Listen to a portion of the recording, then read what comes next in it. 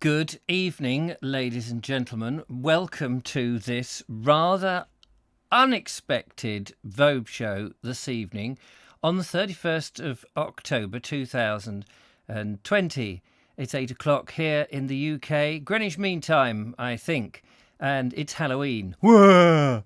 Yes, I am going to spook you with this yellow jumper. There we go. Hello to those people who've tuned in. I'm not expecting people to even know that I've gone live. I don't know how this works. People get notified in some mysterious form. But I am live and I am here because, of course, today is not just Halloween. It's a most peculiar day that the Prime Minister has decided to make an announcement on Halloween.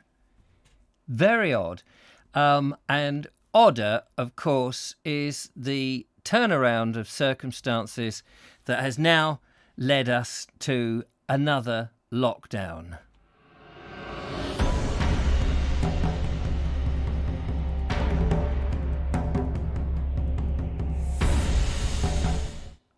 Yes, another lockdown is approaching. Now, of course, there is this very, very, very, very, very slim chance that it's not going to happen, that if enough people in Parliament actually vote against it on Wednesday, it won't happen. There's a lot of Conservative backbenchers who are not happy and will be voting against it.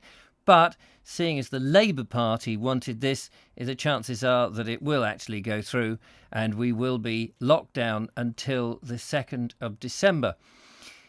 So I thought, and I don't want to get into a mad arguing debate about what people think about COVID or any of that as such, but I thought there might be members of my audience out there who are in a little state of shock that it's come to this, or perhaps they're not in a state of shock and they were hoping that this would happen, that the so-called circuit breaker or lockdown, as it's more understood, is something that is necessary.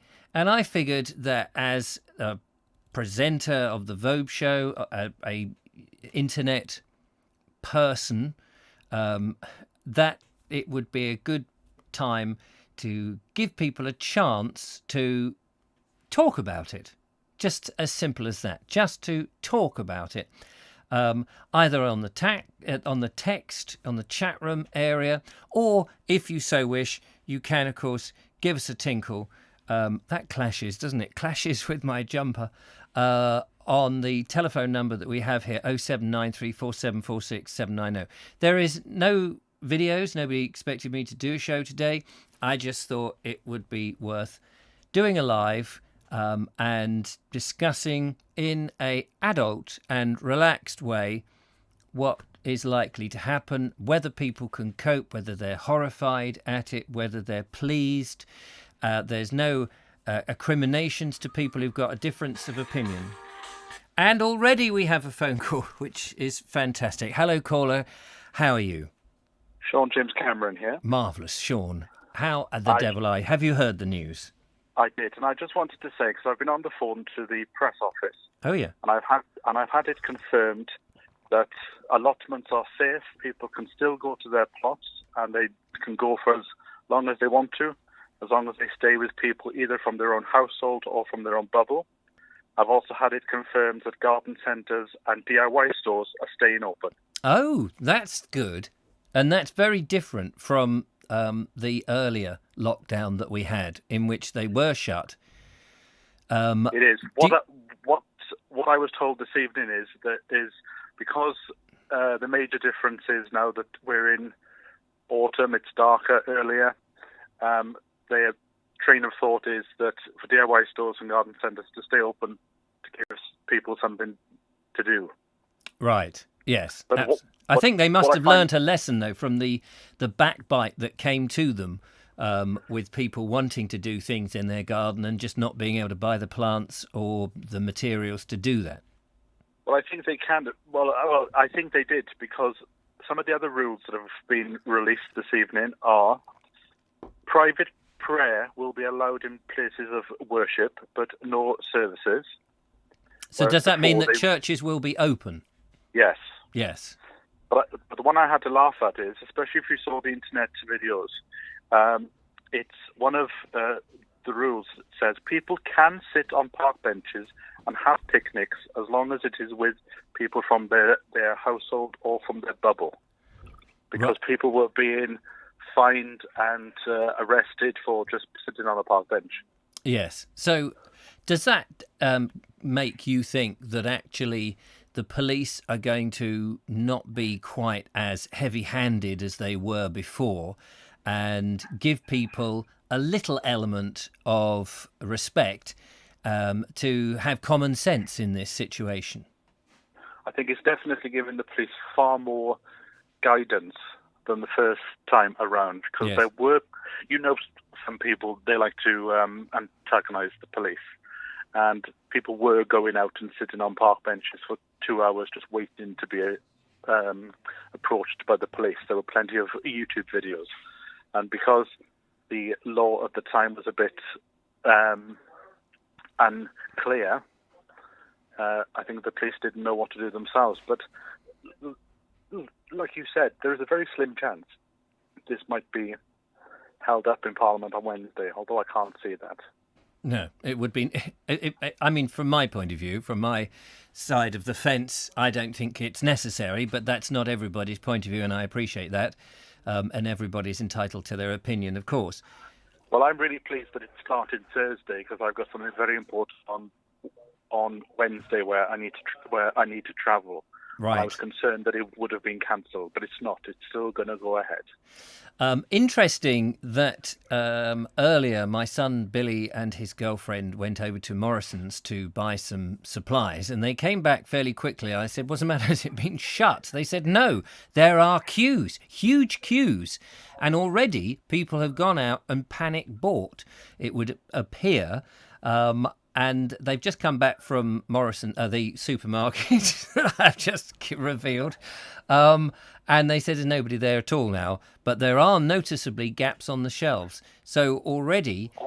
Yes, as soon as the leak came out, I think people must have been. I'd be interested if anyone else has noticed that up and down the country. Well, just before I go, the first question when we watched it in the house was, I turned to my flatmate and I did say, jokingly, have we got enough toilet roll? Yeah, well, this is it. We do. So I'm not going to say where I live because we have a garage full of it. Oh, excellent. Anyway. If you're passing this way on Wednesday, bring a few rolls down. Rightio. See you then. Good to talk to you, Sean. Thank you very much. Bye-bye. There we go. Swift off the mark, young Sean. If you want to give us a call and give me an update where you are on the situation. Has anybody been visibly panic buying? Is there a resigned nature to the situation, or is people just rolling their eyes and going, oh well, whatever, doesn't affect me? Or are people jubilantly going, yes, thank goodness? It's interesting. Apparently if you can go to work, apparently you can still go to work unless you can work at home. So I'm assuming that people who have to make videos for a living can still go out and make those videos for a living, if that's what they do. The construction industry will still be going to work, so that's handy for people with vans. They probably won't get stopped if they're going to work, which is rather good.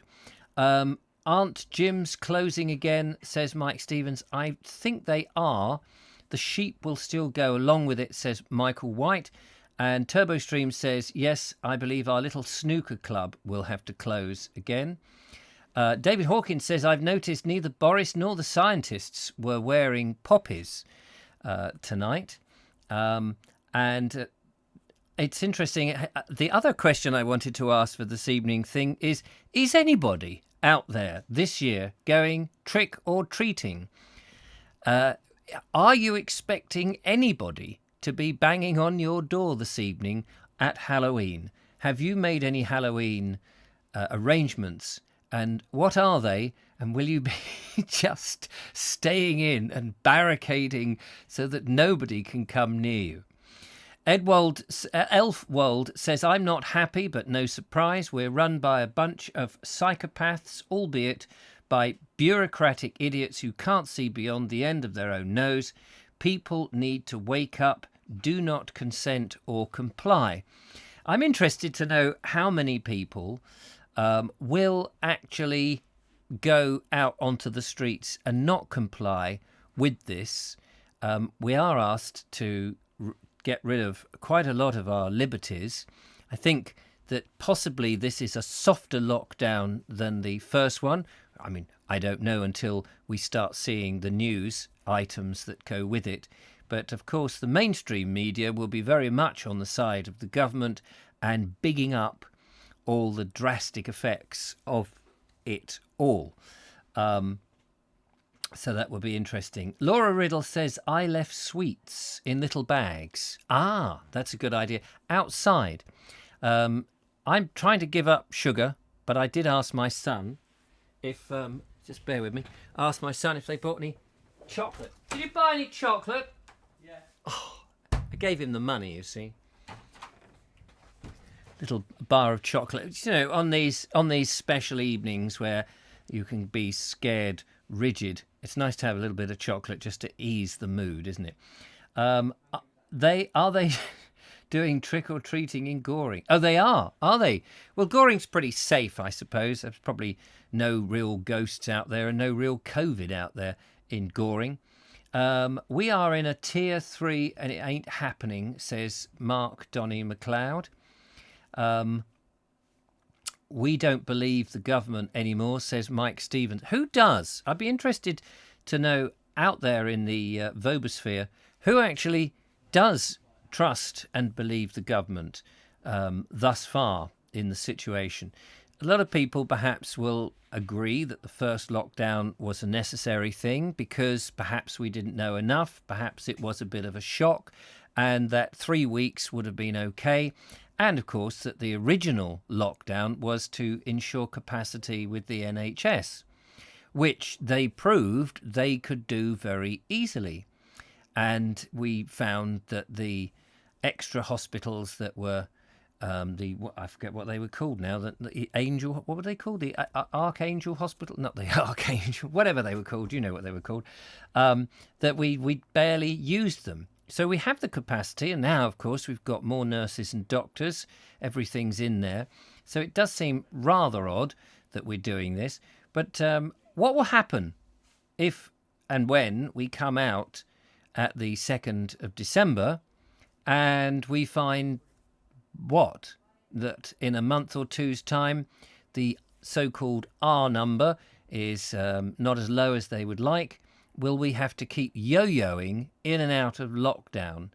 There seems to be more cases, and it keeps telling us about these cases of COVID, which in my opinion is good news. The more people who get it, because it's about 99% of people actually survive and don't need to go to hospital at all. And so therefore we get some sort of herd immunity, which from the stuff that I've been looking at seems to be actually a very good thing, because the more people who have it, the less people, the fewer people, the COVID virus has to affect, and then it starts to can't find people to infect because everybody's had it, and we can keep the economy going. The allotment channel says kids are not dressing up this year, they're just running up and down asking for a treat. Or they'll cough over you. It's cough up or be coughed on.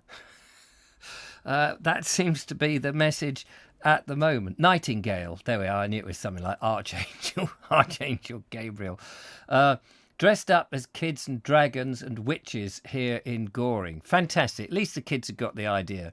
Lovely Julia says that there are a few trick-or-treaters on my estate, but everyone who has dressed up their house frontage has left sweets in little bags, or they've left a virus in the bag. Who knows? It's the risk now of the trick-and-treaters, not the poor people retreated in their houses, but those going forward, putting their hands into the bag. What will be in there, a trick or a treat?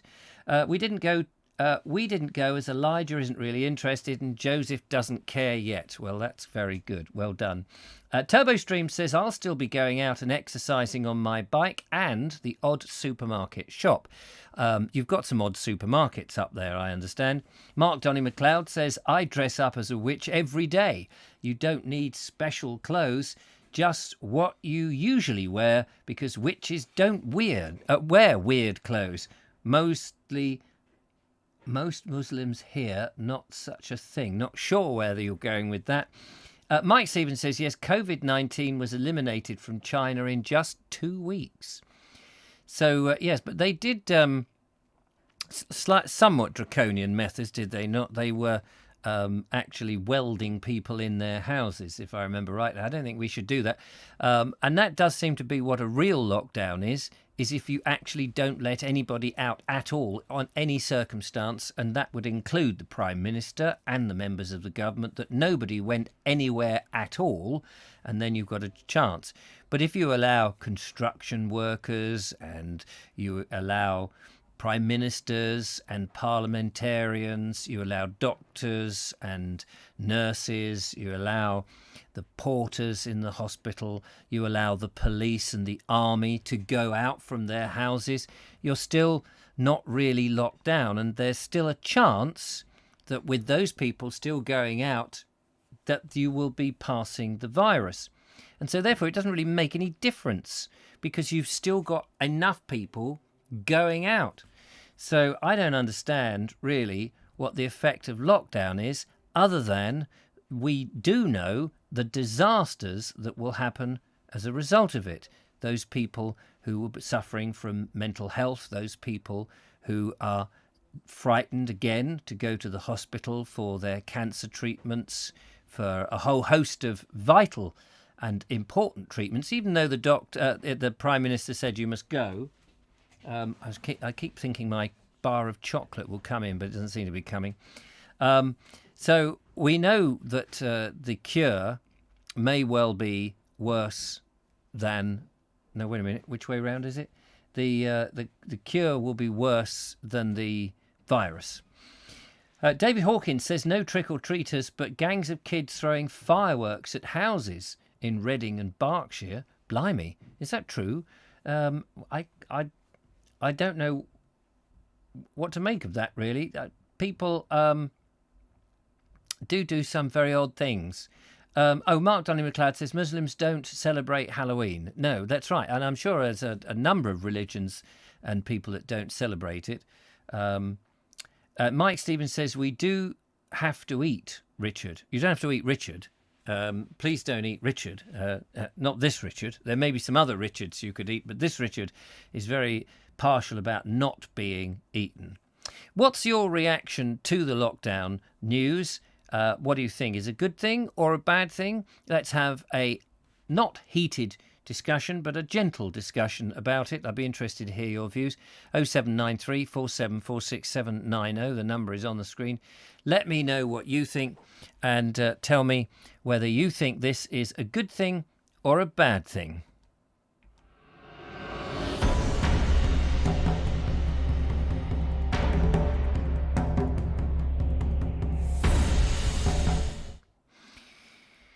Give us a call. That would be absolutely fantastic. The allotment channel says, are they liquor chocolates? We have the lovely Julia, I think, on the phone. Hello, lovely Julia. Hello, lovely Richard. You are thoroughly correct. It is, well, everyone says lovely. It is the lovely. It is the lovely Julia. You are the only one on this phone. I think you're the only one on this phone whose number I have saved, because I think when we set up the number for the show, you were the first one I put in because we were testing it. That's right. Yeah. Thereafter, because I haven't got a chance to add people's numbers, so I know in advance. But so there we go. Anyway, how are you down there in Lancing? Yeah. Okay. This lockdown thing. I was, I think you could say dismayed. I think it's necessary. But I just feel hollow, you know. I mean, I have to admit, I'm not terribly stable at the minute. So I'm not looking forward to it. It's not like I get out that much anyway, especially not without your friendship. So I'm not looking forward to it. Well, rest assured, lovely Julia, that we're allowed to have ridiculously one person in our bubble. I mean, it hardly makes a bubble just adding one person. It sort of, I don't know what it would make, but anyway. So if I've got to be locked down with one person with a bubble that I can, go and visit, then I nominate you. Well, that's a massive relief. I am thrilled that you would choose me over all of the many people that would love to spend the time with you. I'm not sure that they would. You may regret it, of course. I may be showing you my van many, many times. Come and have a look at my van. Look, there's a speck of dirt there. Can I borrow a cloth? I've got to get that clean. I don't want to be a bit OCD with it, but I do want to keep it clean. And I know you've got a hose. I do have a hose, actually. I don't think I might have to get a longer hose, actually, just to encourage you to come over and wash a van here. Yes, you see this is one of the priorities I was thinking. It's not that I don't like you very much and all of that. It's that I know that you've got a hose. I can bring the van onto your driveway and keep the blooming thing clean, because every time I take it out, I've noticed that the mud and the dirt on the roads amazingly spray it up on the side. You know what? I think you were immensely brave in buying it, because I mean, yes, it's an amazing van, and that's the thing. I would be like, whoa, this is just too good. I can't keep it in a garage. I can't wash it every day. I can't protect it like its previous owner has. I think you're really brave for that. Well, I'm beginning to wonder whether I've done the right thing, because now that we've got lockdown coming down, I thought I don't want it to be standing still for a month. It'll get square tyres. I know what happens to vehicles if you don't move them. They need to be moved regularly. My dad had a car, and when he got dementia, he stopped driving it. And eventually we couldn't drive it because everything had sort of dried up, and the tyres had gone square. I mean, this was over about a 2-year period, and we're only talking about 4 weeks or so. But I don't want my van, but I've got to go to work anyway. So and I can't work at home all the time. It's necessary to go out, and of course I need to go out to see my buddy in the bubble, my bubble buddy. Yeah, definitely. Because I have to keep a good ear out for what their guidelines are going to be for how far you can go and where you can go. Yes, yes. I think anywhere in the English-speaking countries it would be permitted by me, but not necessarily by the government. The good news is that the kids will go to school, so you won't have a child at home bored out of his brains, that they will be going to school. Is that something that fills you with a little bit of joy? Yeah, a little bit. I mean, it gives him a focus, doesn't it?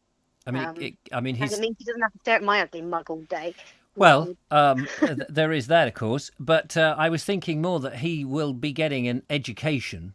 Yeah, and indeed. Because he's already had quite a long year. Not just him, but children in general have had quite a disrupted year, and anything that gives them an excuse to, not an excuse, anything that gets them up in the morning and takes them out of the house with other people, especially a peer group, their own friends and what have you. Absolutely.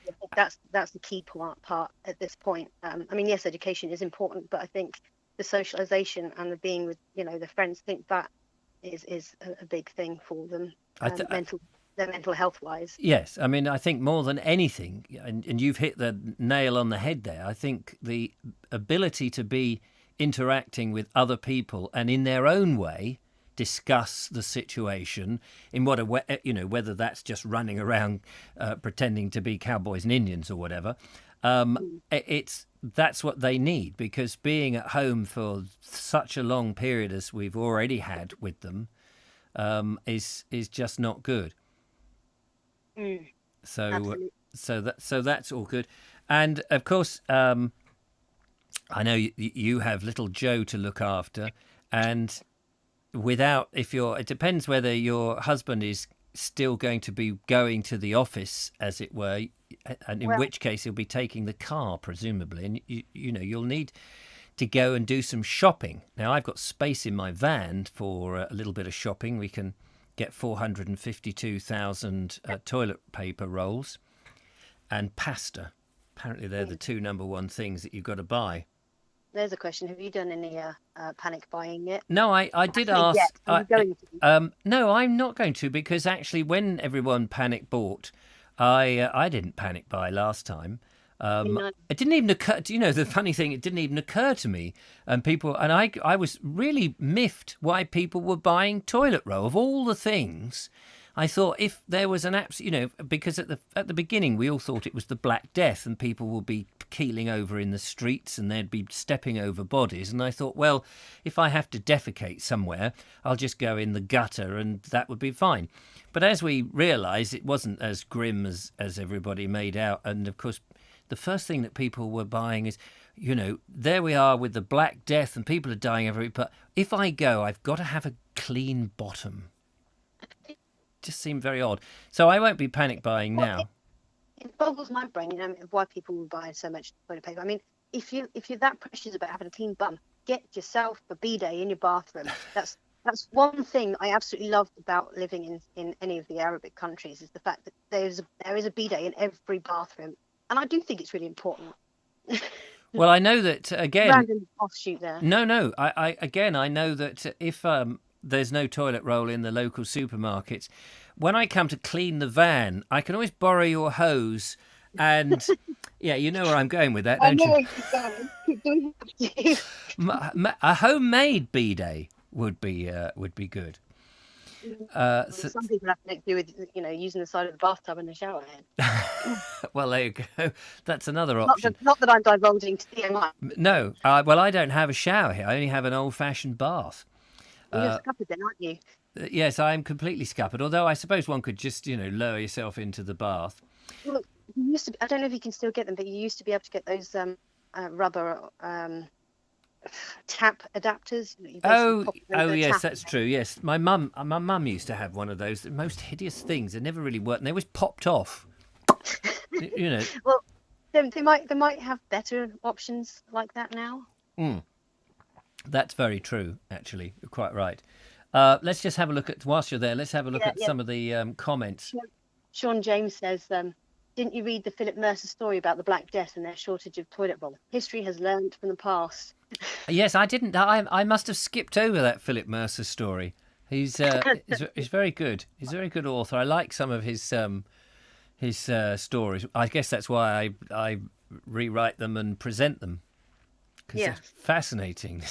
As Linda Kane, I don't know if she's out there, has said, the book that keeps on giving. Yeah. Which is all good. Michael White says you'll have to start a fanzine. Fanzine, as in fanzine. Is it fanzine or fanzine? I don't know. I wasn't sure if that was because you get like a magazine. Oh yes, a magazine. That's right. Yes, magazine. I wasn't quite sure.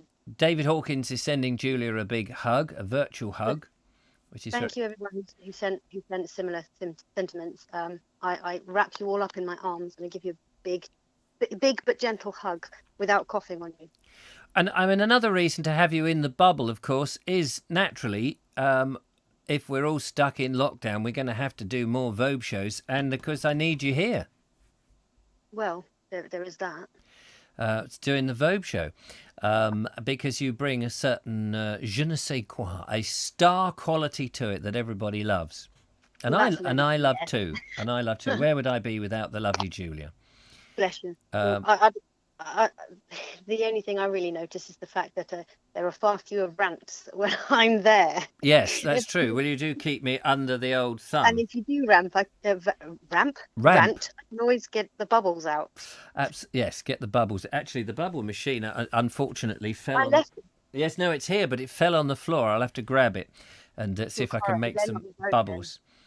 TurboStream says, no shocks here in Birmingham, I'm afraid. I expected it completely at some point. Surprised it didn't happen sooner. That was something that people were saying, that the who is it, Sage, were saying a few weeks ago that we should go into it, and the Prime Minister said, no, we're not going to. We're going to stick with our weird tier system, starting on tier 2, that there was no tier 1, most peculiar. And now, of course, I just think, he's let himself now to opened up for ridicule, because everyone will say, well, why didn't you do it sooner? But he's got Pinky and Perky next to him to show their little pictures of their little graphs in crayon that they do over the weekend. Well, I think it's a double-edged blade. I mean, on the one hand, I think it would have been a good idea to have done it then, and what they're calling it, a circuit breaker. Yeah. But then again, if they had, we wouldn't have been able to go on a canal boating trip, if I recall. Was that about the right time? Well, I hope, yes, which I'm glad we did.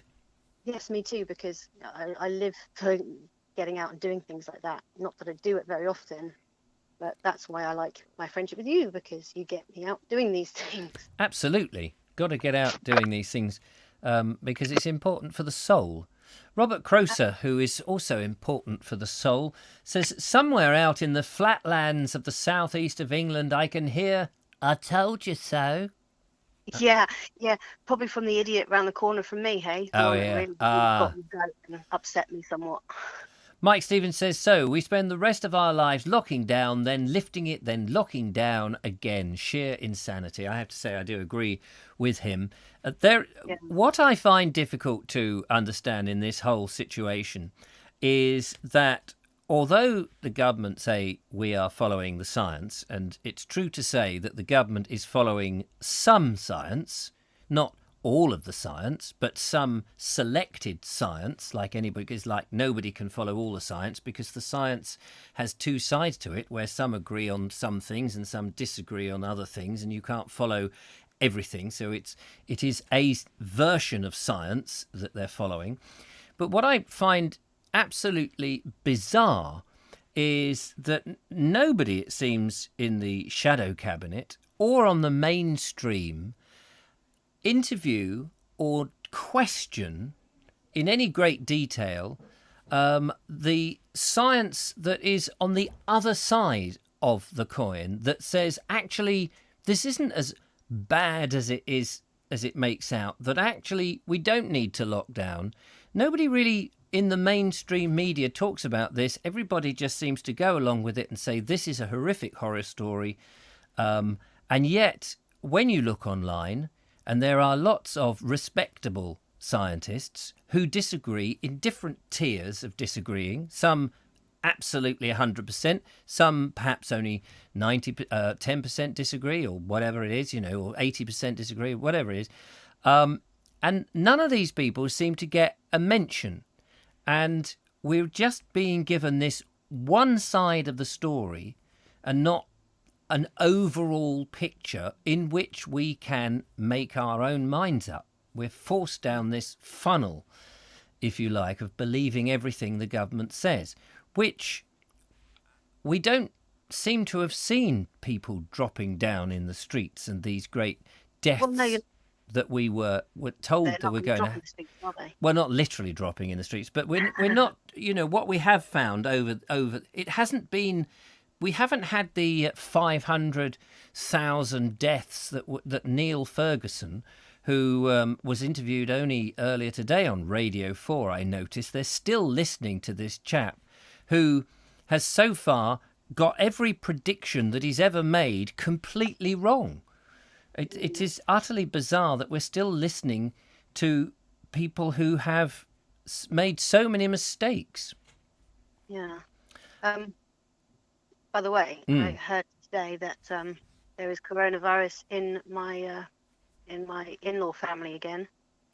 Oh, in the Hartleys? Mm-hmm. So tell us about that. What, who, not necessarily name them, but what age range? 25 to, no, actually, I think he's about between 30, 35. So, of course, now, just to explain to the viewers, your father-in-law sadly died in April, was it? Oh, I think we've lost connection. Are you still there? It's dropped off. Do ring us back, Julia, if you get a chance. So yeah, Julia's father-in-law unfortunately, sadly died with COVID. I understand there was. So he was not hugely old, and he wasn't in the 100% in the demographic, but he did have some underlying condition. And now there's another member of the family who's got it. Hello, are you back? I am back. I don't know what happened there. No, I don't know what happened. It just got cut off. I was just explaining that sadly your father-in-law died, that there was some underlying condition, but not a major thing. Yeah, I mean, the only real thing that was against him was his age at 71. 71, right. But, so, I mean, that was only it, really. So the rest of the family now must be quite he did worried. Have sleep apnea. He did have sleep apnea, which he never actually got seen about. So I do think if he'd had had a CPAP machine, he might have had a chance to fight it in the first place. But I mean, who can say? Who can say? I know that they've been saying now that they made a mistake with all this sticking people on ventilators really early on, thinking that was the thing, and that was something that actually killed people. Yeah, I mean, intubating someone is an absolutely terribly invasive thing. I mean, without actually cutting into someone's body, that's one of the most invasive things we've done. And yes, in some cases, it's absolutely necessary to prolong someone's life. But to be honest with you, from all of the medical people I've had the opportunity to speak to, they've all said, well, once that intubator's in you, there's not really much hope with coronavirus. So, yeah, it's... So presumably your family are worried because they've been struck once with this now that somebody else, or are they not quite so worried because the person is in a younger age group? Well, his symptoms aren't very much. I mean, it's basically from what you've said, it sounds like it's a little more than an average flu. Right. But because of obviously the loss of my father-in-law, we are very paranoid. We are SHIT scared of what might occur from here. But they are gladly they're keeping keeping upbeat about it. They're laughing, they're joking, and because I mean, if you don't laugh and joke, what are you going to do? Well, exactly. But the interesting fact is, and what's not being told, and we don't get told, we keep getting told that the cases of people are growing and that, different age groups now are getting it and more of those age groups are getting it. But what we're not being told is that they survive. Yeah. That they have it, they survive, and it's not really a big deal, ultimately. I get the impression that most of the people who susceptible or were most likely to pass away from this have. I mean, there are still a lot of vulnerable people out there. I mean, both my mum and dad aren't exactly. They are both kind of on the vulnerable. My mum more so, but I can't remember where I was going with that. I completely lost my thread. Well, that you were saying that most people don't really. I think you were going to say that most people aren't. That's right. Most people who are going to die of it have died, is what I think. But they're projecting a big loss this winter. But you see, I mean, the trouble is that people die all the time, and we can't mitigate against death. And this is one of the things that I fear that the government and the powers that be are just frightened of people dying anyway. They're not worried if you die of cancer, but if you die of some flu-like thing, that's at all costs, we've got to stop people dying. And I noticed that the average death age of people who die from COVID across the world is 81. So if you're 81 and you get COVID, it's an average chance that you will die, especially if you get it badly. But my sister, who is a nurse, has treated people who are 90 with COVID, and they've got better. Yeah, I wonder if they were intubated. I'm guessing they probably weren't. No, I don't think they were incubating, whatever the word. Yeah, what they weren't incubating like chickens. They weren't. They're not chicken eggs, you know. They're not chicken eggs, no.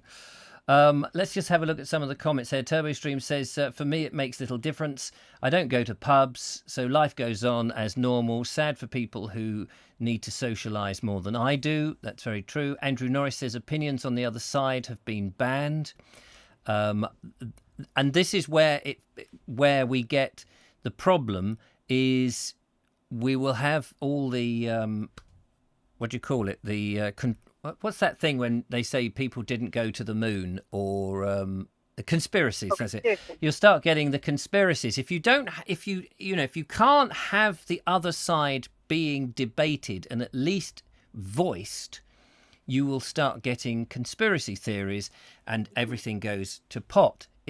And I don't understand. No matter what happens, you need to have the other opinion, whether you agree with it or disagree with it. You need the other opinion to be there, because there might be something in that you actually agree with.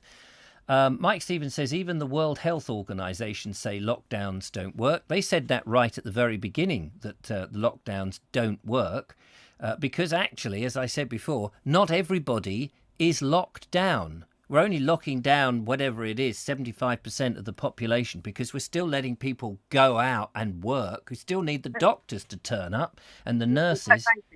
If we did go into a complete lockdown in that way, we would more people than we would from the coronavirus in the first place. Well, yes, exactly. I mean, you can't actually lock down the whole population and say nobody go anywhere for a week.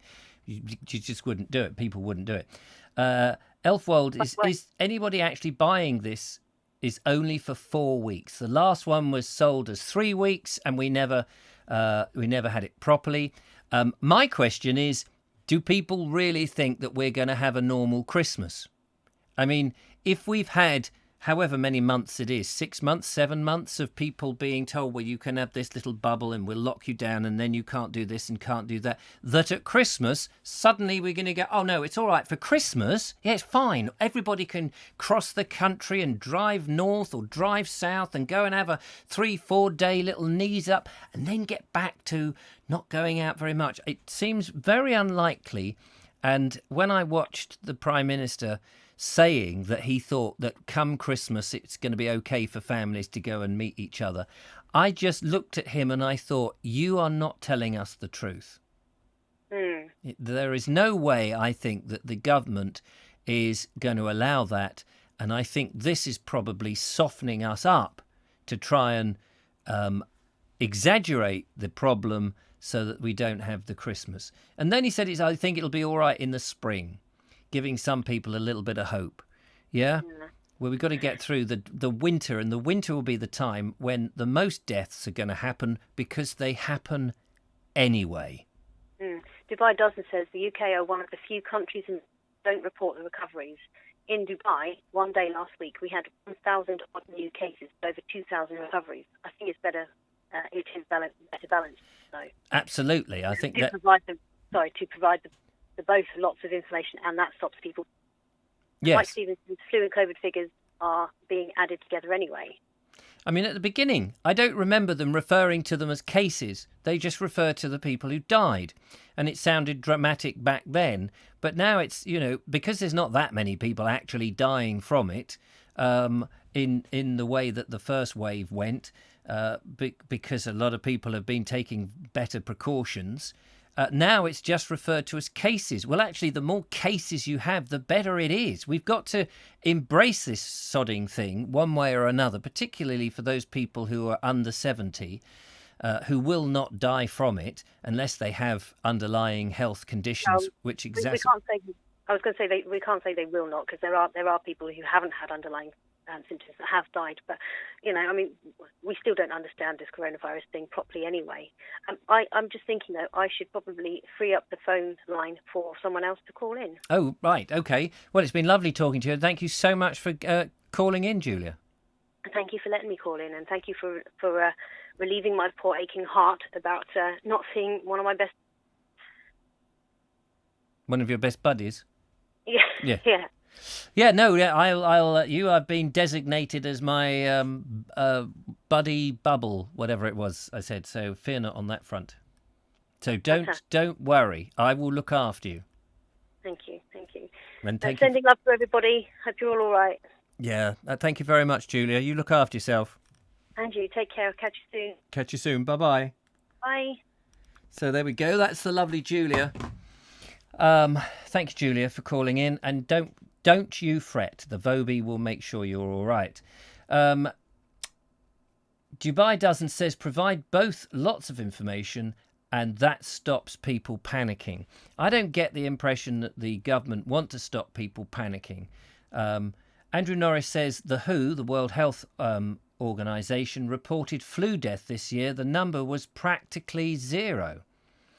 So I don't know what that tells you. It's because everyone's been washing their hands and looking after themselves, I suppose. TurboStream says, I'm using COVID symptom tracker app. The figures are half of the official figures. I log my health every morning, even if I'm okay. Golly, that seems like a lot of work. Not a chance of a normal Christmas, in my humble opinion, says Linda Kane. Linda Kane, this came for me this morning. Live Luck on Southern Roads, the book that we're reading live. So come Monday, I will be reading from the book. Just wanted to say thank you very much for sending that. So clearly, the Vobie will be here throughout the lockdown, maybe doing shows every day to keep everybody happy and jolly as where possible. Rick M says average age of death for this is 81. There we go. It is higher than the average life expectancy. That's exactly what I saw somewhere reading about this. The average life expectancy for most people is less than 81, but the average across the world, the death age of people who get COVID is 81, which is, I mean, so in other words, we're trying to protect a population who on average don't actually reach the age they would die if they had COVID. It does seem incredibly strange.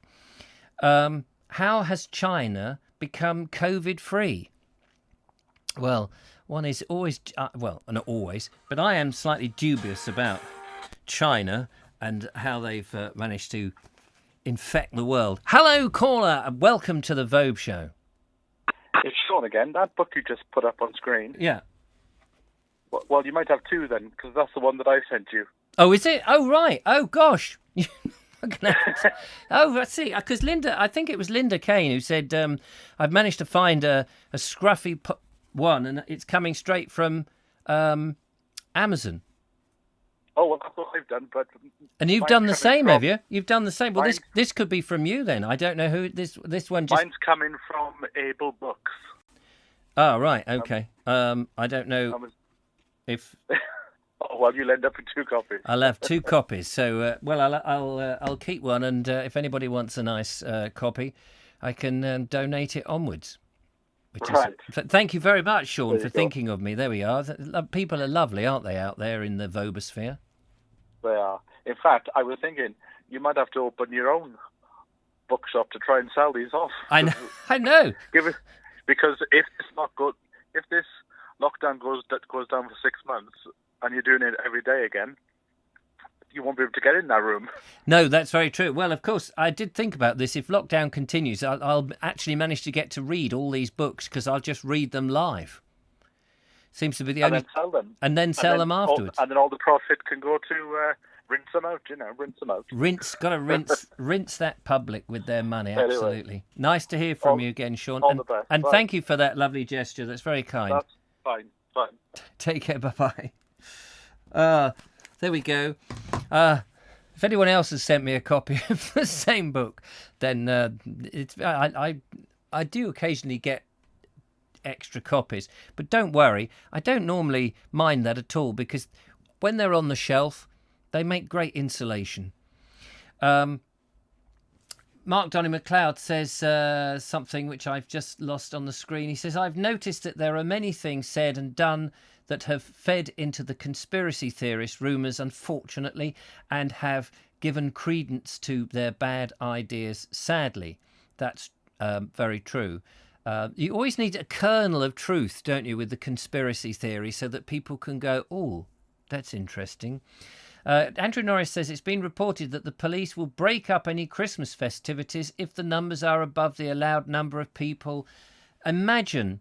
Now, it's, was it Lord Sumption? I believe it was Lord Sumption on Talk Radio being interviewed by, I forget who it was, and they were asking him, I think, about this very subject, and he said it's ridiculous because it's unpoliceable. You will not have sufficient numbers to crack down on people on their Christmas festivities or any of this in any great numbers if you're locking down the whole country, because if you do, you would need a huge number of police and you would end up in a police state, and it would become a dictatorship, which in some respects this has become a bit of a dictatorship, that we have been told that we are going to have taken away from us all those liberties and freedoms that we have fought for over the years from the days that we were serfs, and we are willingly, or some of us not so willingly, giving them away, and that by voting for people who are supposed to represent us have turned against us and are not representing us but reprimanding us and telling us what we will do. This is not a good sign, surely. Mike Stevens says, can't the Prime Minister simply tell us, the people who voted him, in some plain, simple truth? That would be good. One would think that the Prime Minister is being advised from both sides of the coin. It does seem incredibly odd that on social media you can get the breadth of different opinions.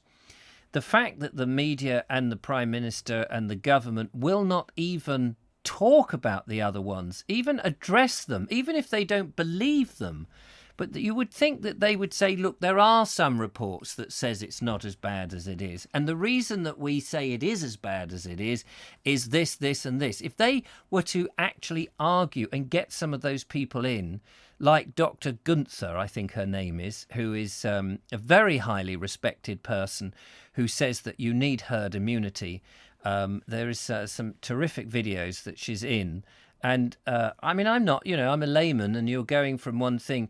But laymen have one ability that a lot of experts don't have. Because laymen are laymen, they have the ability to use common sense. And which is why, if you think about it, we have 12 just men in trial cases. You don't have experts in every field in a murder case or a criminal case. You have people who are from the laity, ordinary people who will collectively use their common sense to come up and agree or disagree with the verdict, or come up with a verdict and disagree or agree with the evidence presented. And I think that's a good system. But we don't have that. We don't have the same system that we would convict a murderer with when we are condemning people who have cancers and other diseases that need to go to their hospital and need to continue that, when we're condemning them to death by locking them in their homes and giving them a fear which is outmoded and unnecessary. The government is becoming more of a dictatorship and telling us what we're going to do, rather than giving us all the evidence of why the decisions have been made. The evidence that was presented earlier this evening with the charts was only one side of the argument. Pinky and Perky gave us their version, but we didn't see anybody who disagrees from a scientific point of view and says, well, actually, we don't think this is happening. We think it's more likely like this. If that was at least presented, and then the Prime Minister said, well, they're both sides of the argument and I have to make a decision what the country is doing and I'm going to go down this route, at least we would understand that. But all we get is this one side. And I think the British people will not put up with this for too long. I think that we've already seen that there have been riots in the streets. But I think also the British people, on the average, are a bit wiser than perhaps those that go out and protest. Those that are angry will go out and protest. And I just think people will quietly just do what they bloody well want to do, and quite right to them. For I don't think it's right that any government can interfere with your own life. After all, it's your life. But what do you think? Give us a call, 0793 4746 790. Do you agree with the lockdown, or do you find it a difficult thing to agree with? I would like to have your views.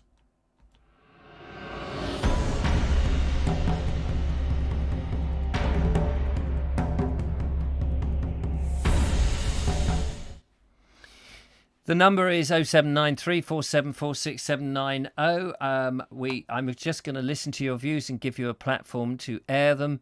I'm not going to criticise you, so feel free to give me a call. The allotment channel says the Prime Minister of Toronto was very honest with the people and told them that their lockdown would last 6 months. I would be rather told that than these 4-week periods. Yes, I mean, I think we have learned, though, have we not, that we just can't trust the government when they say that that's going to be for a certain time. We just know that they're not going to stick to what they say, which is a shame. I voted for Boris Johnson. I thought he was going to be a great Prime Minister, and my judgment was severely wrong. Nobody wants to have their judgment made severely wrong, but while I think he was done very admirably on my side of the argument for Brexit, I was very much a Brexiteer. Excuse me, bit of COVID there. I think on health issues, he hasn't a clue, and I think he's lost in it. Linda Kane says, just checked, ordered the copy from Amazon on the 28th. So who knows which one that book was, but either way, the race to get them to the Vobes, one of you has managed it. Mark Donny McLeod says, politicians giving the truth a novel idea. Somehow I don't think it will happen or ever catch on.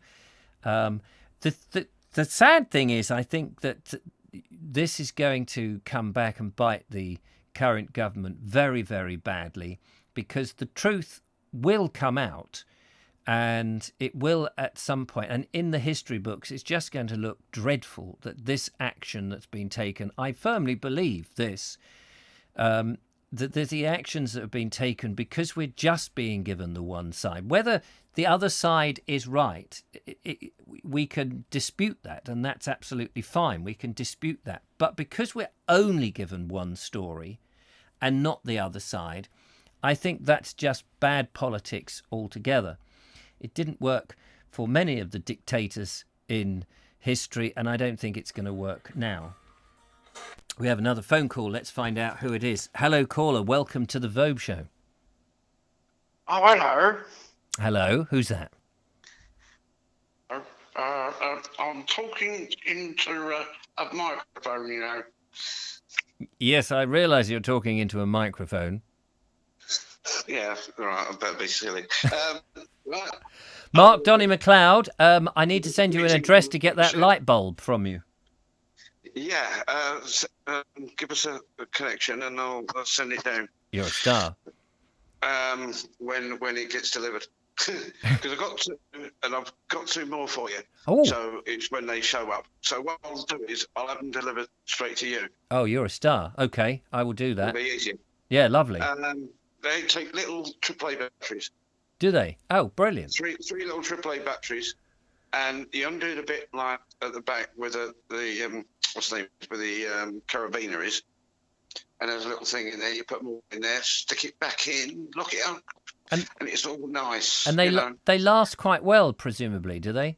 Oh yeah. I mean, what I do is sometimes for my channel thing, because I do a lot of things for my channel about camping and stuff. Yeah. So what I did was to test it out, I put it in a cupboard and hung it up, turned it on and left it on to see how long the batteries would last.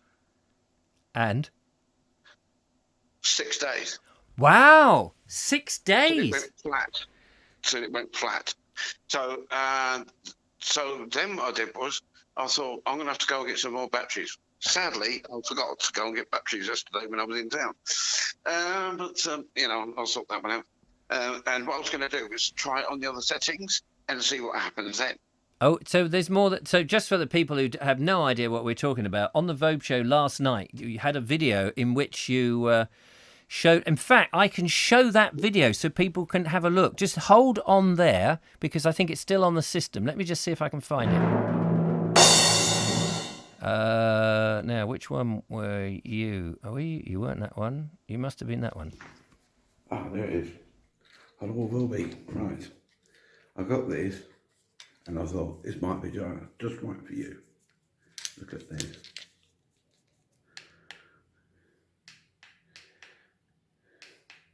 Just right for your van. And it comes on. So there you go. That's you doing your thing. With my God. and That's true. it's a lovely looking thing. So when you say it's got other settings, it's go what, brighter or dimmer, presumably. It does that one, which is the full on, then that flashy thing, Yeah. and then the slightly dimmer one, yeah. Ah, brilliant! How wonderful is that? But I thought those carabiners there, right? If you had, say, like an awning on the back of the van, Yes. right? Like a tarpaulin. Yes. So you could have the back van doors open. You could have your little bar across to hold your doors in place. Yes. You can have a tarpaulin over that, right? And hanging up on the outside, you can have those two little lights hanging up outside. So you can, if it's taping down outside, which, let's face it, this is United Kingdom, we do get a lot of rain. We do. So you can be under there quite happily doing a show, nice and dry. You can be cooking in there or presenting or whatever. You've got some nice lighting, a bit of ambient. It's cheap, cheerful, and sound. If anything, this show is definitely cheap and cheerful. Well, that's a good thing. That is a very good thing, Richard, because when you think about it, if you watch most things, a lot of shows on YouTube, and I do when it comes to like camping and things, because I'm a big enthusiast. Everything's about labels and how much this costs, how much that costs, and you look into it and think, I've got 290 quid to spend. A couple of in tent there, Yeah, I do like the camping, but I'm not going to spend 290 quid on a tent whereby I only use it like 6 months of the year. No, exactly, quite right. It's but if I can get the same tent or another one for 50 quid or something, yeah, I'm up for that. I might even go up to a ton if you get 4 seasons out of it. But yeah, it's just kind of like it becomes less about the thing you're doing and more about the products you buy. Yes. So the thing I was trying to do with my channel, I'm trying to big it up here. What I'm trying to say is that the thing I was trying to explore is showing people how to do it cheaper. Yes. You don't need all these fancy products. You don't need all the other things. You can get other products which are cheaper, do the job, and they're good enough. And if you're only going to use them for six months or less of a year, you're not going to be wanting to spending a fortune for it. No, absolutely. Well, I'm very impressed by those light bulbs. They look absolutely superb, and I can think of lots of different uses for them. In and around and the fact that they're portable, you don't plug them in, you can just hang them up, and it's superb. The other thing I tried to do was I haven't done it yet, but I think I might do is I might just get one, and what I'm going to do is I'm going to test it to breaking point to see what that carabiner can take. Yeah, well, how much you can pull it and stretch it and whatever before it snaps. So you've got a little YouTube channel that you do all these tests on, do you? Well, I haven't been doing tests up till now, but I shall be doing them. What it was is I was trying to get gear in, and the whole point was to get gear. Sorry, bottle of gear. Couple of gear. Gear in. Yeah, got gear. To see that you can go out and do these things you want to do without spending a fortune. Yes. And that it works, and it's great down. Anyway, we were supposed to be about talking about the dreaded lurgy. Yes. And a lot of things, weren't they? What was your point on the dreaded lurgy? My point on the dreaded lurgy is this. what you do is the government says this is a situation. If anybody in your household, you or anyone in your household, has these symptoms, get in touch with 111. They will talk to you about it. You will go through it. We'll find out if you actually have 111. If you need hospitalisation, that's what we will do. In the meantime, the rest of your family, you and your family, will isolate for depending.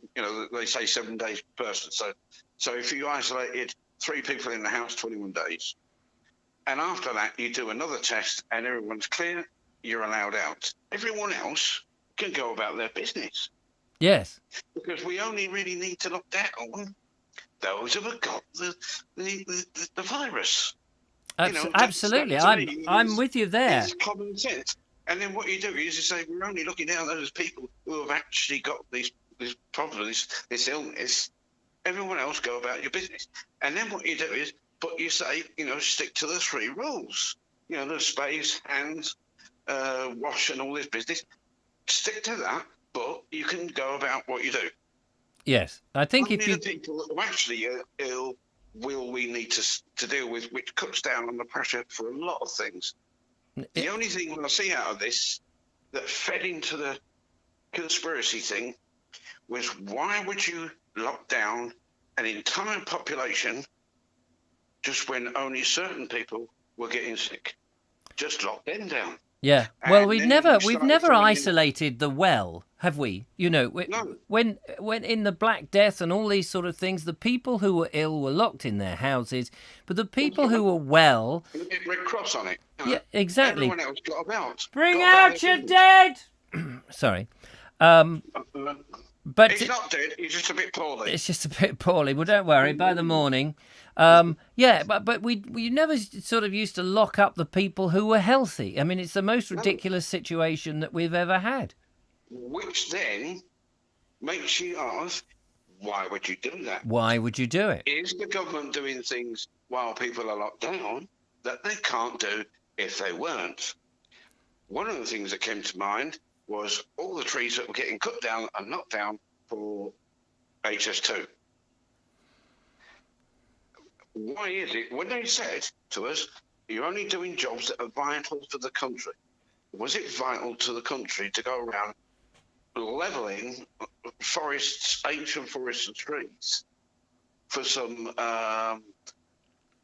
outdated, unnecessary train service and infrastructure where we were not going to get anything from it? Because remember, we've had trains do 126 miles an hour, and when the question was asked, how fast do these trains go? Is it going to be a faster service? They said, oh yeah, it's like about 140. But we could do that on the train tracks we've got. We don't need a new train track for that. And this was the question that went up. And, but the thing was, I was questioning is, while this thing was going on, while this lockdown was going on, they were sending people out there because they knew there weren't protesters to stop them cutting them trees down. They went out and levelled them down. As if to say, we're not going to let you stop in our way. We're going to make lots of money off of this. I'm going to get very rich. So if you're not getting in my way, we're going to send these guys out, level these woods, so I can make a lot of money. And that's. So do you think that this is? I mean, if this is a true thing, and the conspiracy turns out that actually one of the reasons they do lock us down is that they can complete a big project like HS2, as you said, as you suggest, whether you agree or not agree with that. Do you think then that the government have just been taking it as an opportunistic?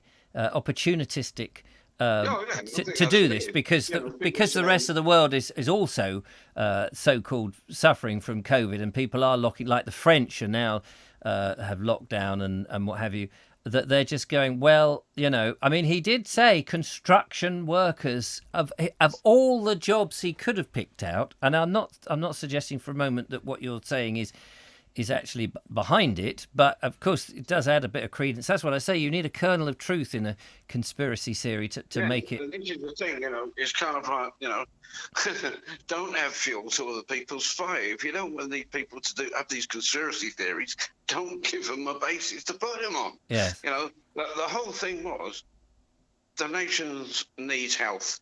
It needs to be sorted out. These are the projects. I know they said they're going to do these things, but they can be put on hold while you sort the nation out and get us all healthy. Afterwards, you can say, oh, by the way, there's this train line. Should we carry on with it now? Because, I know they're saying about, it's about the capacity, as somebody was pointing out there, Graham was pointing out there. It's about the capacity. But the problem is the capacity has gone down now. Well, if we put people out of work and they're working at home, they won't need to be travelling in the numbers that they originally thought. Exactly. What was the biggest thing that people use the trains for? Commuting to work into cities. Yes. If they're not having to do that now in the numbers they were, then you haven't got that pressure on the system. But you could argue that they may not have thought of that on the first lockdown, and away they went and said, right, we'll lock everyone down, we'll build HS2 or at least start it, and then later on in the year we'll do another lockdown in the winter and we'll carry on. Then they must have learnt after the first lockdown that actually, people aren't going back to the cities as we thought they were. And just as there's a small amount going back, they then going to do this second lockdown so they can continue with HS2. It makes you wonder then that perhaps they didn't learn from that, because a lot of businesses have decided that actually we can operate with people working at home. We don't need as many trains to commute us. Well, there's things you don't have to do. You don't have to pay for people to travel into a city. You don't have to pay for a building for them to go to. Yes. You don't have to pay for specialist toilet facilities or facilities for people with health problems so they can work there. You only really need to see them once a month, where you can 6 months or something, where you can actually just borrow a conference centre and everyone can turn up in droves in certain sections, do their bit and go home again and carry on working, just to G up the workforce. The whole thing, this is a good thing I think has come out of COVID, is that this whole herding mentality of having to go to a building to do a job you could have done at home has all come out now. Yes. Well, now we see how stupid it is. Yes, exactly. Well, of course, a number of the businesses just didn't trust people that they would actually do the work at home, and of course that's improved. Well, there is that. There's also the point that I think there's a lot of things when you're at home, they can't stand over your shoulder and nag you and bully you. Yes. Which in an office they can do, and that's what the problem was. You see, the problem is when they're at home, I can't stand over his shoulder and bully him into doing an extra hour. I can't stop him from going off for 2 wheeze an hour and making so many brews. If he was in the office, he'd never get away with that. But either way, they proved the fact that people can work on the whole. People can work at home, especially all the when you ring up the bank or you ring up your insurance company, and all these people that used to be in an office are now working from home, and they say, we apologise if there's a baby crying in the background as we try and calculate how much you owe us at HMRC, but don't worry, we will get it right, because the kid only snatches the calculator from us every 2 minutes and puts jam all over it, and I can't press the 0 button, so your tax bill this year will probably be several £1,000s cheaper. But they've proved that it works. So I don't understand if you're suggesting that that the second lockdown is there so they can do these nefarious things, such as HS2. I don't know quite why they would actually be wanting to do the second lockdown, because HS2 isn't they must have realised isn't actually not going to be of any use anymore. But I'm just going to jump in here, because somebody has just said here that Boris has said that he's going to stand down in 6 months' time. Is that true? Mike Stevens says Boris has already said he'll resign in 6 months. That can't be true. Not heard of that. But could he be doing the same as what Labour did before, when you had Blair and Brown, where they did the tag team? As far as I'm concerned, when you put somebody in office, you voted for that man, not someone else. Yes. If they want to change, they should say, right, I'm going to step down in this amount of time because, I've been in for the job and I hate you all and all this business and I want to run off to my tax haven in, Turks and Caicos. So what you do is you say, right, I can't do that, just pass on the baton. There needs to be a general election. Yes, no, I agree. I mean, you can't, if you're the Prime Minister and you've been voted in, particularly after a great big landslide and you've had the red, whatever they called it, the red vote as well, then then he's just going to say, I would be interested to know if that is actually true, that he has said that he is going to, because if he's going to resign in, I mean, it was like the same when, who was it, what's his name, the other one that said he was going to get, and all of them, as soon as any Prime Minister, leader says, well, I'm going to leave in 6 months, you just think, well, go now, because actually, there's no point you being here because you're going to go. You're not going to lead us on. You're just going to sort of... What that says to us is 6 months. What, are you going to go through the motions for 6 months now? Exactly. You don't give a toss. We can't trust you to be... We trusted you to do a job for us. That's why you got put in that place. Your 3 jobs were get us out of the EU completely, sort out these deals with, the Kanzuk or Japan thing. I don't know if you know what Kanzuk is. No, I'm so ignorant on that front. Kanzuk is a new idea they've got of trade, which is Canada, Australia, New Zealand and UK. That's what makes up the thing. Oh, okay. The acronym, Kanzuk. So there's this idea, so they're going to do this Kanzuk thing, and Japan, other countries they can get around the world joining this new thing, which is a replacement for the EU. Sean James Cameron says, I'm just sorry to interrupt you, but just getting more on this newsroom rumour is that Boris's health is worse than we think. He wants to secure Brexit, then will leave in the summer, but he will leave before the COVID is sorted. If his health is as worse than we think, thanks to him having the COVIDs, then he ought to go now, because he's obviously, if he's leaving because of ill health, then he's biased on what COVID can do to people because of what it's done to him. And that's no good. People don't want somebody who is biased one way or another. They want somebody who is going to save the country from this. That seems very odd. That's got to be sorted out, because he can't put us under quarantine if basically he's saying, well, it's actually me that needs to be under quarantine because I just don't feel very healthy. Anyway, listen, I better go. I better let somebody else have a conversation, but lovely to talk to you. And I'll send you my email. I'll send you my address, and I'll look forward to getting those light bulbs. Yep, sound nice. Then I can get them sent to you, because I think that would be cool, and you can use them even if you use them in the garden. Yeah, no. I'll have them in the van. Have no fear. Anyway, bless you, Lee. Take care. Take care. Nice to talk to you. Bye bye. Bye bye. Mark Donny McLeod there, giving us different views on COVID and the conspiracy theories. Let's just have a look at some of the comments that have been coming in. That is fascinating, if that is the rumour mill going around. What else have we got here? My nephew is working from home, says Linda Kane, and I think it's having an effect on his mental health. He misses the camaraderie. I absolutely, it's some people working. I work from home and I love it. I love it. It's different, but different, because when I was a younger man, I worked as a printer when I left school.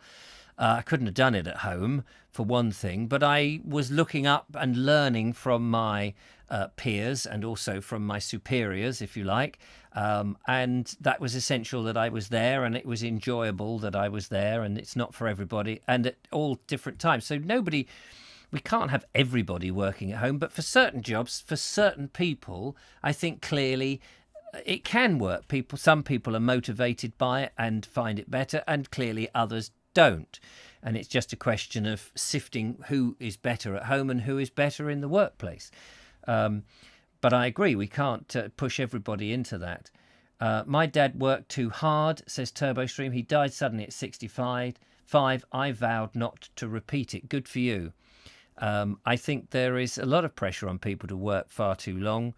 And in this world when everybody's trying to buy everything and the media is selling us, telling us what our lifestyles should be, and that what we need all the time is this, and we must have this, so therefore get an extra loan and work another 10 years. We don't. I mean, I'm a bit of a workaholic on my things, but what I do is what I love to do. And if I wasn't trying to make it into a living, I would be doing it anyway. So Rick M says, check out the World Economic Forum website. They are only telling you what this upheaval is about, or how they are using the situation to reconstruct society. Interesting to know more about that, Rick M. I like the way Boris thinks. He's like Churchill, says Robert Baxter. But Churchill never said, I'm going to give up. He kept saying, he kept buggering on, didn't he? Churchill smoked like a trooper, drank like a trooper, and barely slept, and often operated in his bed. But Churchill had such an amazing... I think he wrote... Is it true that he wrote more than Shakespeare? He dictated. He didn't write it all by hand. But he had an amazing career, amazing life, and the things that he did. And of course, he was very nearly killed on several occasions in his former life. But whereas Boris, I don't think has anything like that kind of life and career. I read the Queen's going to abdicate when she's 95. Where did you read that? Robert Croser. Can't think who would replace Boris. Can you imagine Michael Gove in charge? Can't imagine him in charge, but I can think of worse people. Linda Kane says, I thought only this evening that his hair is much neater these days. Perhaps he's getting ready to go. That would be so bad for the Conservative Party. It would just be dreadful. And he probably never needs to work again, but financially.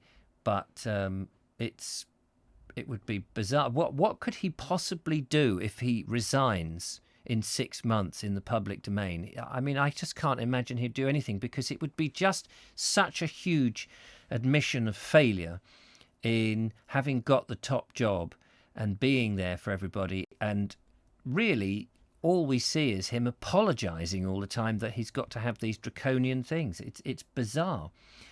But if he goes, that maybe there is somebody else. We certainly don't want that Hancock fella. Not Tony. Tony Hancock would have been all right. He would have been. It would have been an armful. Half a. What is it? Half a pint. That's very nearly an armful. Whatever the quote is. Have you gone raving mad? Oh, loved old Tony Hancock. Please don't go at 9:30, says Josephine Souter. I'll try not to. Elfwold says, I read the conspiracy theories about the totalitarian world government and atomized society over 10 years ago. I thought it was bonkers then, but everything happened now is as was predicted then. So are you saying that there's something in it? Mark Donny McLeod, Winston was only used in the war, after which he was voted out by the people. That's very true. He was one of those people that was very good in war, although he made some classic mistakes. But overall, it seems, I mean, I'm not a Churchill, what's the word when you know something about somebody? Authority. There we go. I've read a bit about him, but not a lot. I've got an amazing biography, one of the best written. It's a huge, great big tome, which is just keeping the door open and stopping it from locking up at night. No, but I must sit down and read. Churchill put the English language to war. Yes, absolutely. He was the right man at the right time, and it's always difficult, I think, learning from the Boris situation, than when people have a hero and want to be that hero, I think that's possibly quite dangerous because they can never be that hero. I don't know if Churchill had a hero other than his father. I know in his younger years he wanted to impress his father, and I think that stayed with him underneath everything, that he was desperately trying to impress his father, who was unimpressed by everything he did.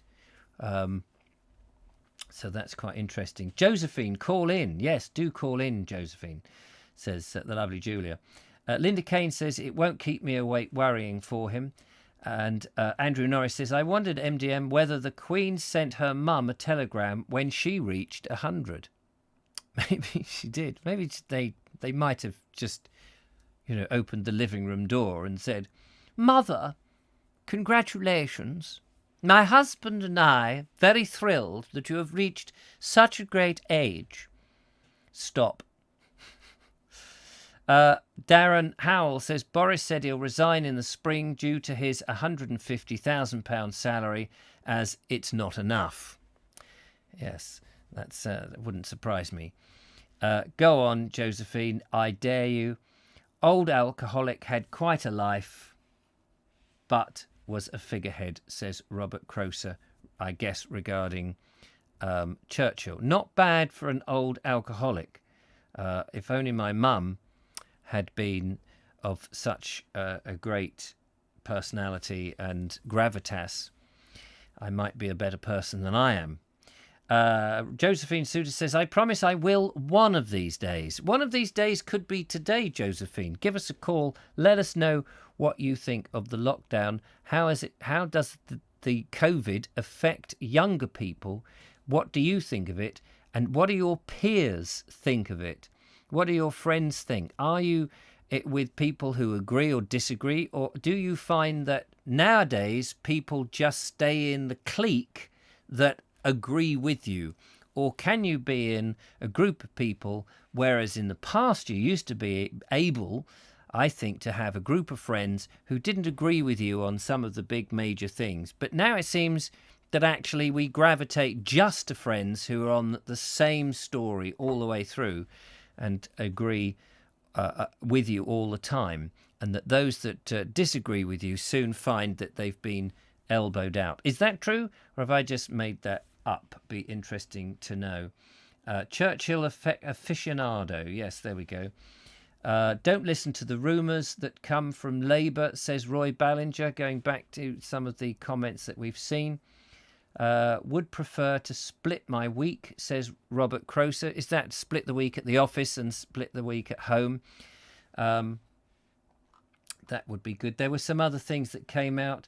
Let's have a look. You're forgetting that humans are social animals. Absolutely. I think people do need to be able to be social.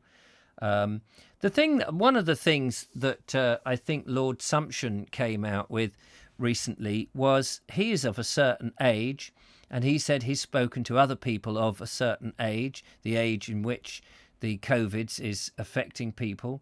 And he quite rightly said, the government is hell-bent on protecting us by saying we've got to stay in and not socialise with anything. They may have only a few years left. The last thing they want to be done is being left alone to suffer and not see their grandchildren or their children or their younger friends.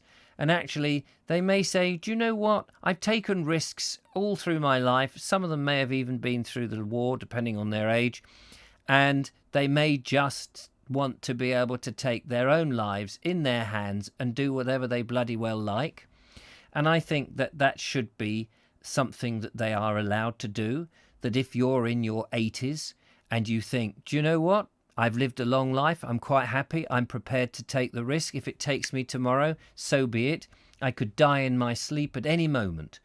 Then they should be allowed to do that. Why should they be, just because the government thinks that it's a good thing to do, why should they be placed in quarantine because they are vulnerable if they would rather spend the last few years of their lives with their family?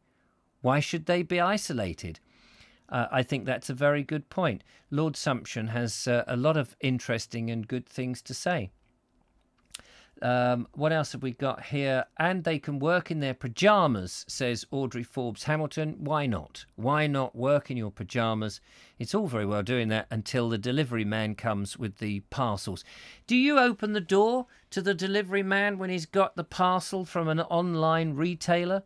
And do you open the door in your pyjamas at 11 o'clock in the morning?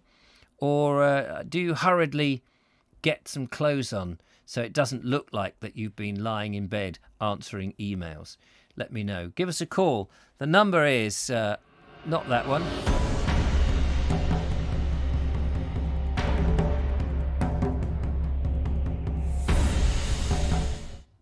Didn't mean to press that button, actually. The number is 07934746790 if you want to give me a call. It is 9:30. Josephine wants me to carry on, but she's not prepared to ring in, which is a shame.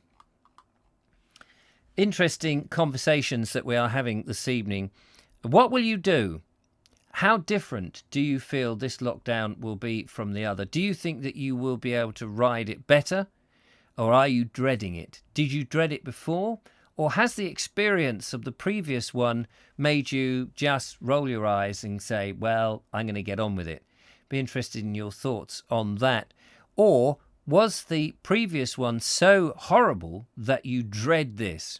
Please let us know. 0793 4746 790 is the answer. Linda Kane says, I haven't got a door in my pyjamas. Fair enough. Very sensible chap is Lord Sumption, says Mike Stevens. Yes, I totally agree with you. Absolutely turbo and engine lobbing also. Not sure what that means.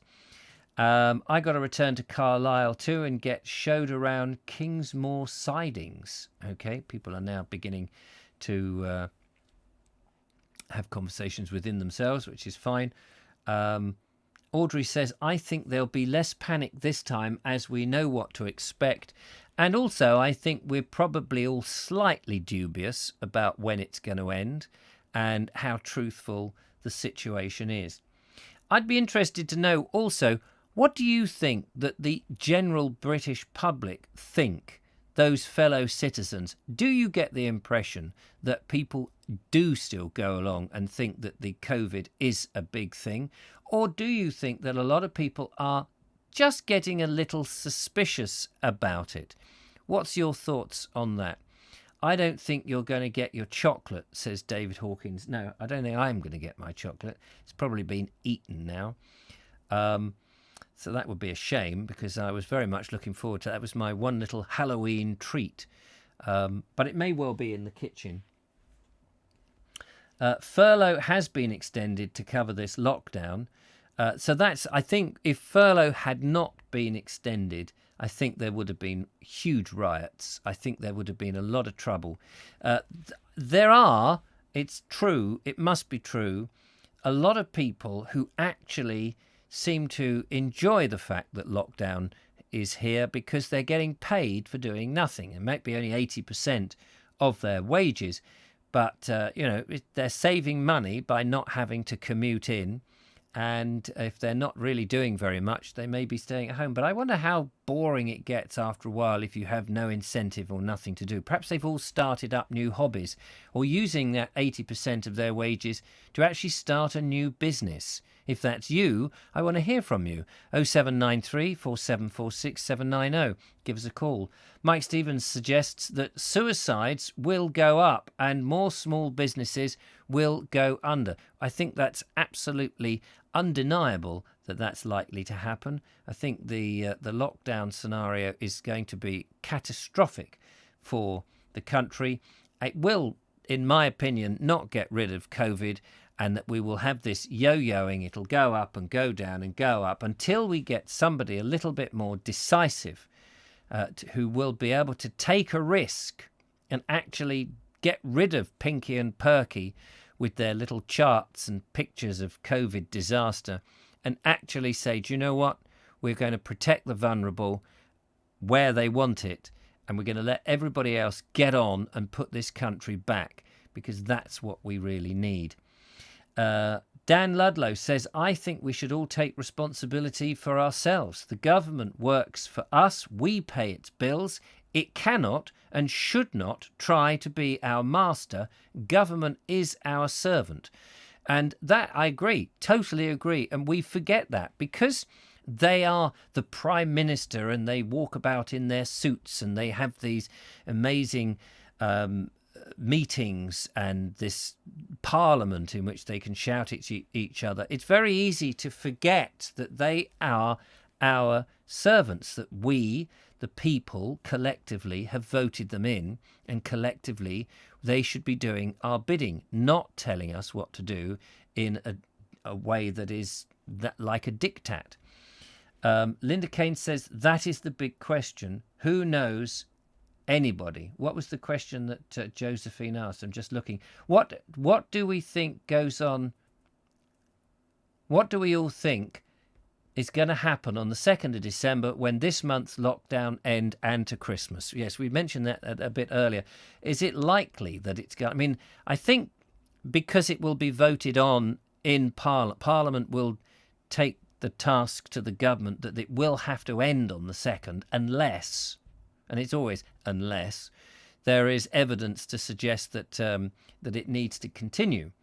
And if the evidence then presented is that it needs to continue, you will then say, but why was lockdown a thing? Because if people have been locked down and they then say, but it's still going up, clearly it doesn't need to continue because lockdown isn't working. Because if you've locked us down for 4 weeks and it's still going up, then clearly the lockdown has not worked. So that is it's an interesting question. Do we think we will have a Christmas? I don't think so.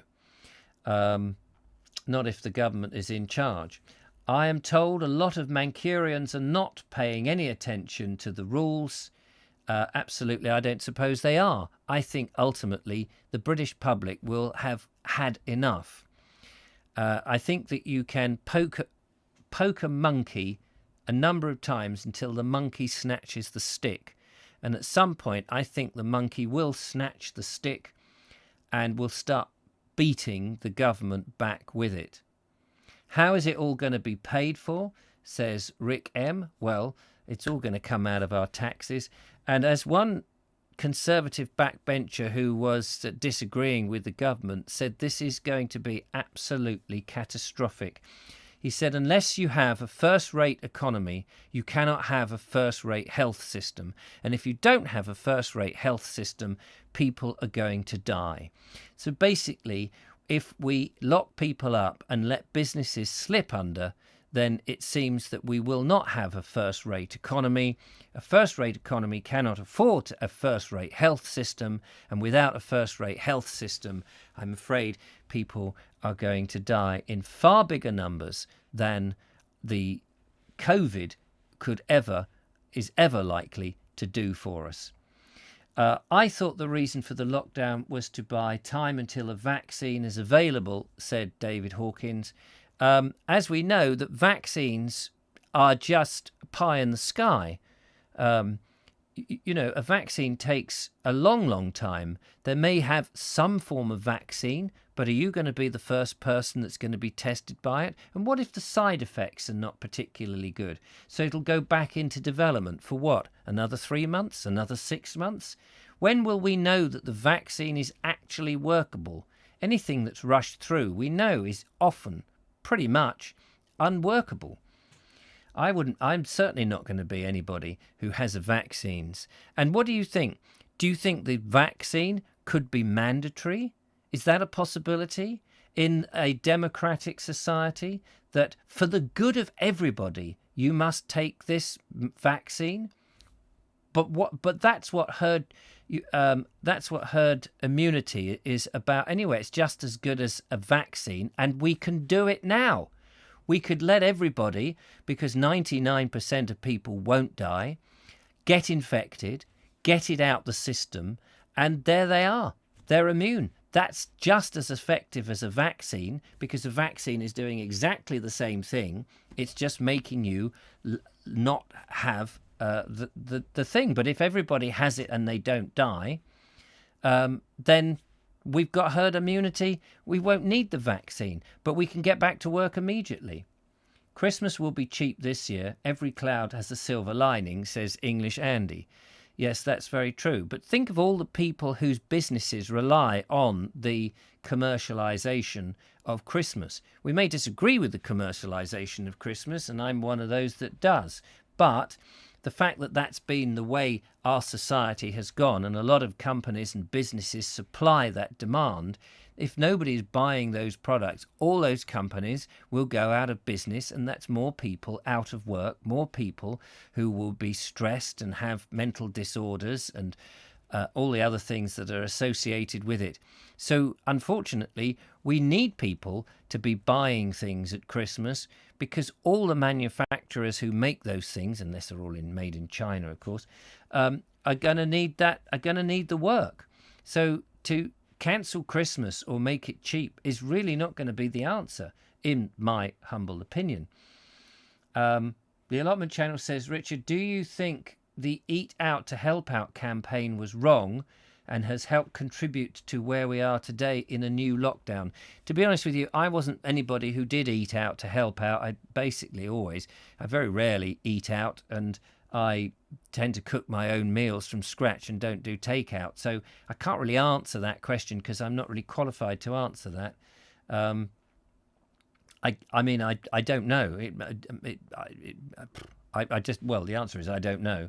The British people already have had enough, hence the rise in cases. Exactly. And we need a rise in cases. It's like, sod it. Give me the sodding disease, then I can get on with my life. If more people thought like that, I think we would be all right.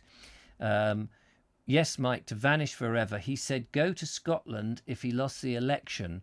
I have written to the clan chief of Dunvegan. No lockdowns in Sweden, the lowest death rate in Europe. If only we had done what Sweden had done. If only we'd had the balls. Unfortunately, we haven't had the balls. Dan Ludlow says, get rid of Pinky and Perky. Sounds right. I'm told that one got 40 million from Bill Gates. The other has shares in Big Pharma. That could be worth considerably more. Legend has it, not right if so. Absolutely. I mean, the fact that these people are influencing what we do, without a doubt that they will be getting big handouts from people who think that they can get a lot of money, like the large pharmaceuticals. Not at all surprised. And Bill Gates wants to inoculate the whole world with his vaccine.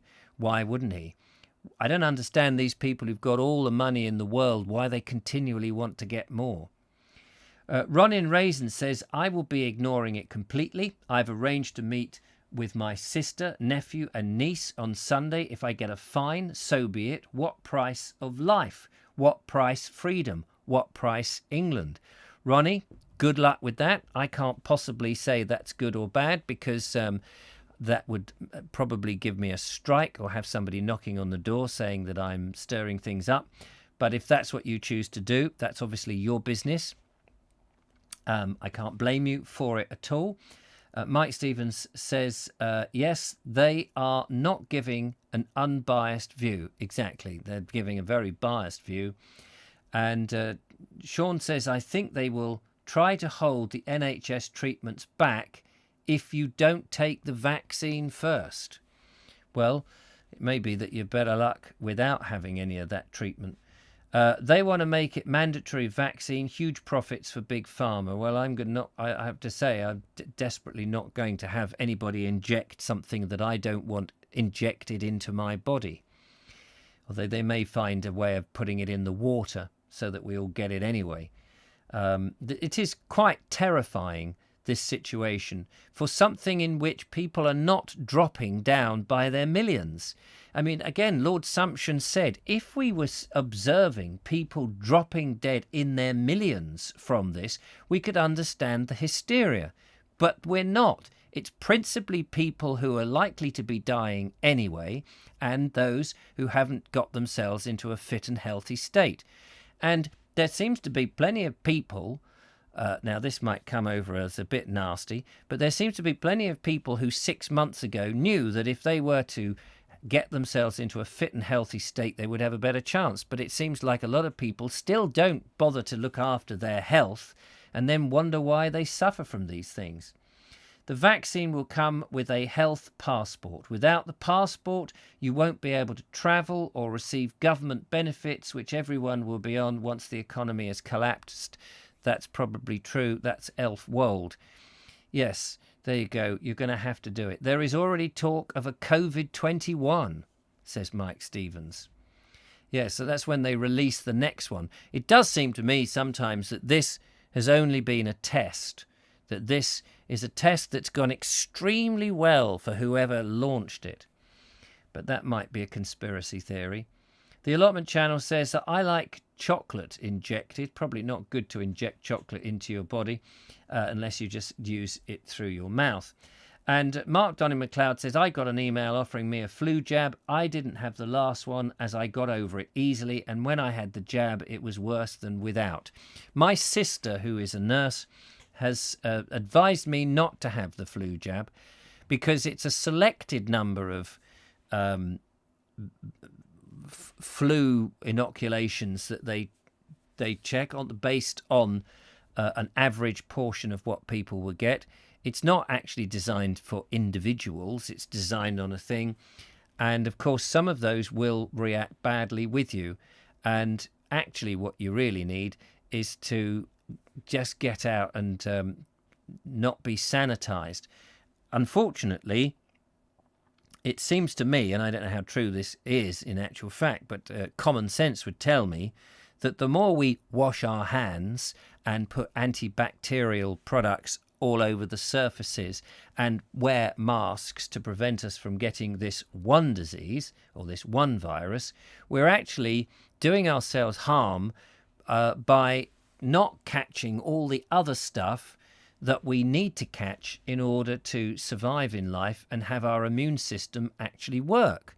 It seems to me that what we've done is place ourselves into a very vulnerable position by being open to all the things that ordinarily we would fight off. But because we're just sluicing this stuff all over our bodies and trying to protect ourselves from one thing which is not going to kill us on the whole, unless you happen to be one of the very, very few people in the vulnerable position, then we are actually, once we go out into the world, we will actually catch all these other things that will kill us or at least make us ill worse than if we weren't looking after this.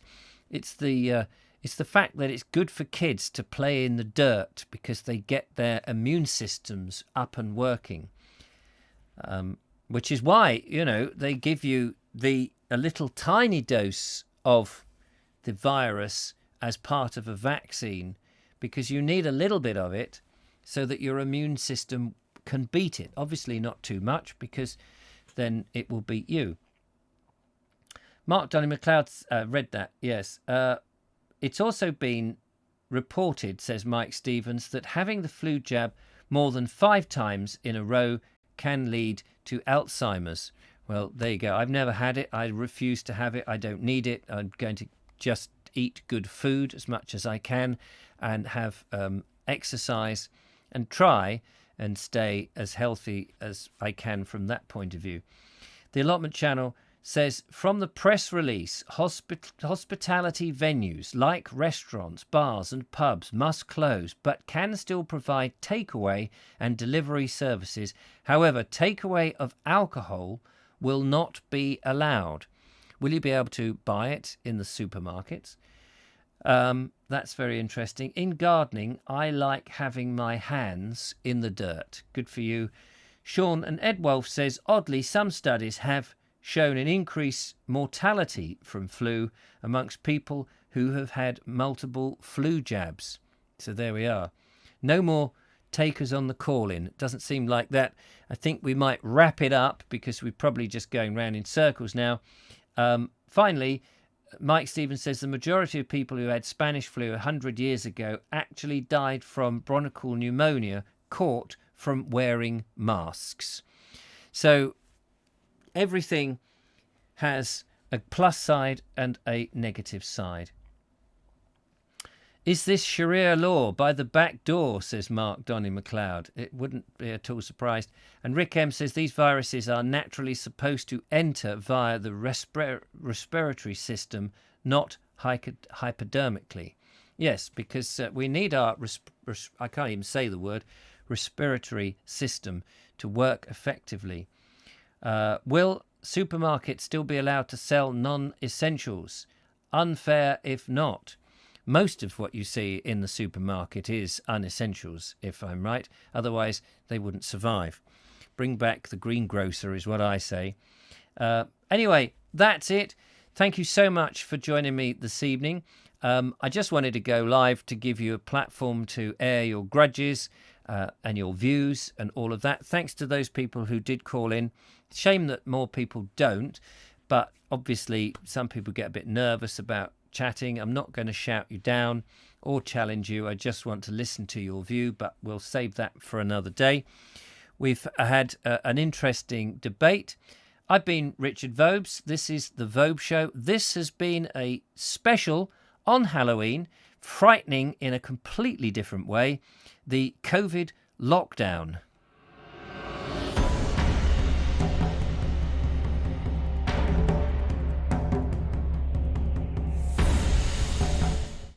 So I will be back again on Monday, and then probably from Thursday onwards, if this is voted through by Parliament, no doubt I will be doing a show every day, as I did before during the lockdown, to keep people amused in the evenings.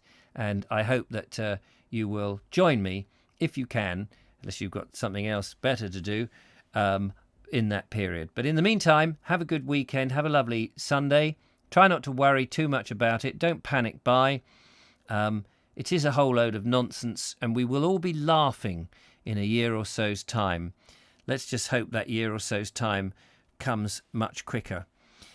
Take care, look after yourselves, and thanks to the lovely Julia for moderating. Until next time, bye-bye.